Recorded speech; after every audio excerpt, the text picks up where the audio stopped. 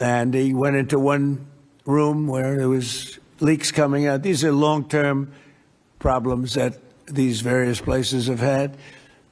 And he said, who's the one that leaked this? And they wouldn't admit it, so he fired the whole room.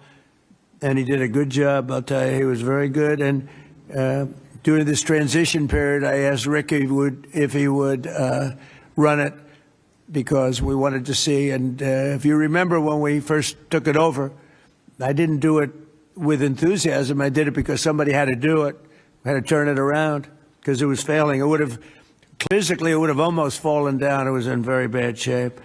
The steel columns outside, as an example, were meant to be covered. You know, exposed steel is unusual to have in building. What I do best in life is build. I build buildings really well and under budget and ahead of schedule. That's what I do, unlike the Fed building, which is going to cost billions of dollars. It may never open. I mean, right now, we have a wonderful Kevin, a wonderful new head of the Fed coming in. I don't know if he'll ever be able to occupy this complex that was destroyed by Jerome, too late, because he's always too late with interest. Should cut interest rates. He should cut them right now. They should have a special meeting. What's a better time to cut interest rates than now? A third-grade student would know that. But that's a terrible thing. But what I do is build. I build great stuff.